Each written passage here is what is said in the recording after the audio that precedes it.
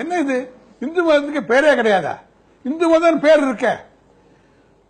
இந்து மதம்னு நம்ம சொல்றோம், வழக்கில் வந்து வச்சு நானும் சொல்றேன், நீங்களும் சொல்றீங்க, எல்லாரும் சொல்றோம். பட் இதுக்கு பேர் கிடையாதுன்றது தான் உண்மை.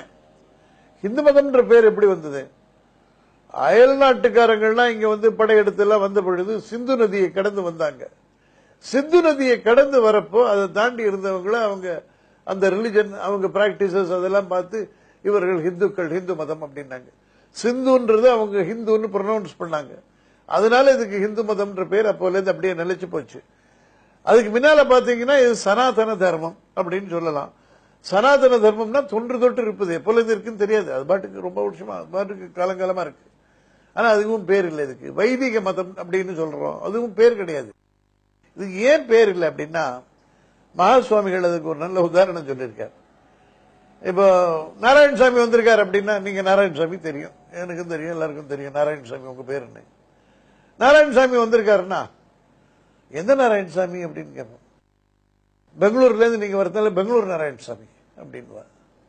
இல்லைன்னா இங்க ராயப்பேட்டை நாராயணசாமி ஒருத்தருப்பான், இல்லைன்னா இன்னொரு ஆபீஸ் நாராயணசாமி ஒருத்தருப்பான். இது எதனால? நிறைய நாராயணசாமி இருக்கிறதுனால. எந்த நாராயணசாமின்ற கொஸ்டின் வருது. ஒரே ஒரு நாராயணசாமி தானே, பெங்களூர் நாராயணசாமின்னு சொல்ல வேண்டிய அவசியமே கிடையாது. ஏன்னா இருக்கிறது ஒண்ணுதான். அந்த மாதிரி ஆரம்பத்தில் இந்த மதம் ஒண்ணுதான் இருந்தது. அதனால இதுக்கு பேர் தேவைப்படல. இருக்கிறதே ஒரே மதம் தான், அதுக்கு என்ன பேரு? ரெண்டு இருந்தா இது யாரு அது யாருன்னு சொல்லணும், மூணு இருந்தா சொல்லணும் இது யாரு அது யாரு அது யாருன்னு.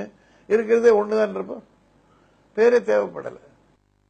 அதுவும் இந்த ஹிந்து மதம் மதம்ன்றோம் நம்ம, அதுவே தப்பு.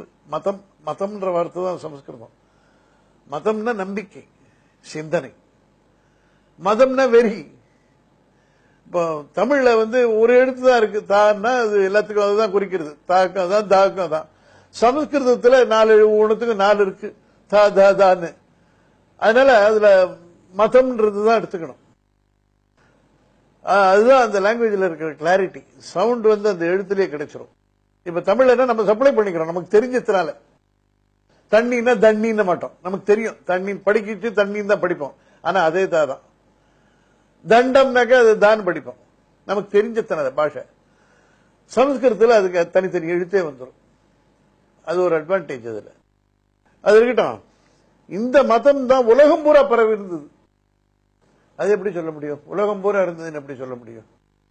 அப்படின்னா அதுக்கும் மகாசுவாமிகள் நிறைய கல்வெட்டு சரித்திர சான்றுகள் எல்லாம் கொடுத்திருக்காரு. ஈஜிப்ட்ல ஒரு ஒப்பந்தத்துல மித்ர வருண சாட்சியாக இந்த ஒப்பந்தம் செய்யப்படுகிறதுன்னு கிமு 1300க்கு முன்னால எழுதியிருக்கு. அதாவது நான் கிட்டத்தட்ட 3300 வருஷத்துக்கு மேல, அதுக்கு முன்னால மித்ர வருண சாட்சியாக ஒப்பந்தத்தில் கையெழுத்து போட்டிருக்கான் ராஜாக்கள். மெக்சிகோல இன்னைக்கும் கொண்டாடுறாங்களாம் நவராத்திரி சமயத்தில் ராம் சீதா அப்படின்னு ஒரு பண்டிகை. ஏன் இந்த பேர் அங்க வரணும்? அங்க பூமிக்கு அடியில் தோண்டினா விநாயகர் விக்கிரகம் எல்லாம் கிடைக்கிறது சில இடங்கள்ல. மெக்சிகோல, பெரு நாட்டில் இன்காஸ் அப்படின்னு ஒரு பண்டிகை கொண்டாடுறாங்களாம். விஷு புண்ணிய காலம்னு நம்ம சொல்ற நேரத்தில் இன்காஸ், இனன்றது சூரியனுக்கு ஒரு பேர், இனன். அதை வச்சு சூரியனை கொண்டாடுறாங்க இன்காஸ்னு. ஏன் அது வரணும்? தாய்லாந்துல இன்னைக்கும் மார்கழி மாசத்துல ட்ரிப்பாவ் ட்ரியம்பாவ்னு 2. என்னடா திருப்பாவை திருவம்பாவை. அதை இப்படி மருவி போச்சு. அதை அவங்க பண்றாங்க. இப்போ இதெல்லாம் எடுத்துட்டீங்கன்னா நீங்க ஆஸ்திரேலியாவில் பழங்குடி மக்கள் சிவா டான்ஸ் ஒண்ணு பண்றாங்க. எப்படி போச்சு இதெல்லாம்? அப்பெல்லாம் என்ன பெரிய கம்யூனிகேஷன், என்ன பெரிய டிராவல் ஃபெசிலிட்டிஸ், எல்லா இடத்துலயும் இந்த மதம் தான் இருந்தது.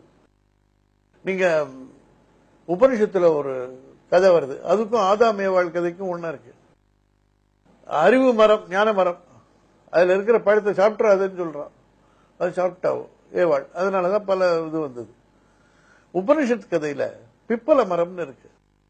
அந்த பிப்பல மரத்துல 2 பறவை உட்கார்ந்து இருக்கு. ஒரு பறவை பழத்தை சாப்பிடுறது, இன்னொரு பறவை வெறும பார்த்துட்டு இருக்கு. அது சாப்பிடல, வெறும பார்த்துட்டு இருக்கு. அதாவது இந்த மனித உடல் தான் அந்த மரம்.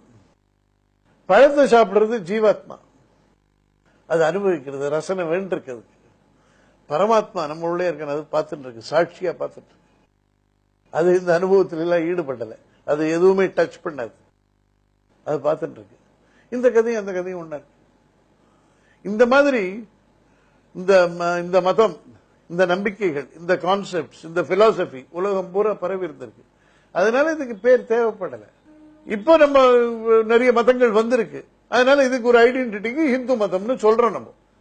பிகாஸ் இதுக்கப்புறம் நிறைய வந்துட்டதுனால எந்த மதம் அப்படின்னா ஹிந்து மதம் அப்படின்னு சொல்றோம்.